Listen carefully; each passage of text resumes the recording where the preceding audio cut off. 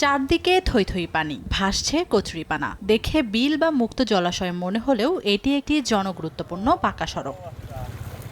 কিশোরগঞ্জ সদরে সালামের মোড় বাজার থেকে সগড়া বিশ্ব রোড পর্যন্ত পাকা সড়কটি দীর্ঘদিন ধরে বেহাল দশা। রাস্তায় জমে আছে হাঁটু সমান পানি। পানি নিষ্কাশনের পথ না থাকায় জলাবদ্ধ আশপাশের বাড়িঘর। যানবাহন চলাচল তো দূরের কথা, পায়ে চলাচলও কষ্টকর। এলাকাবাসীর অভিযোগ, রাস্তার পাশের খালটি প্রভাবশালীরা দখলে নিয়েছে। বন্ধ করে ফেলা হয়েছে কালভার্ট। প্রশাসনের কাছে বারবার যোগাযোগ করলেও মিলছে না প্রতিকার।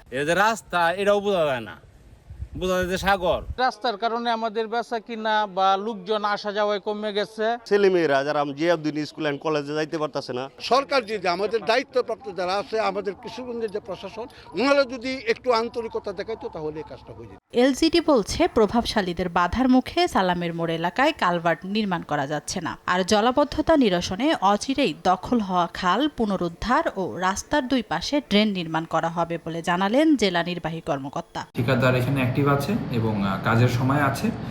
একটু বৃষ্টি কমলে, এটা শুকনো শুরু হলে আমরা কাজটি ইনশাল্লাহ অতি দ্রুত করে আমরা স্পেশাল অনুযায়ী কাজটা চলমান থাকবে। এইটা সমাধান করার জন্য আমরা একটা ড্রেনেজ সিস্টেম, একটা ড্রেনের আমরা কাজ হাতে নিয়েছি। খালটাও যাতে আসলে কেউ অবৈধভাবে দখল করে রাখতে না পারে, সেটার জন্য আমরা উদ্যোগ নিব।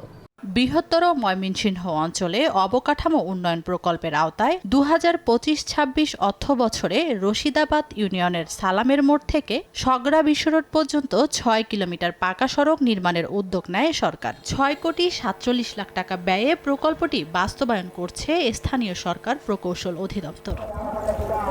সময় সংবাদ, কিশোরগঞ্জ।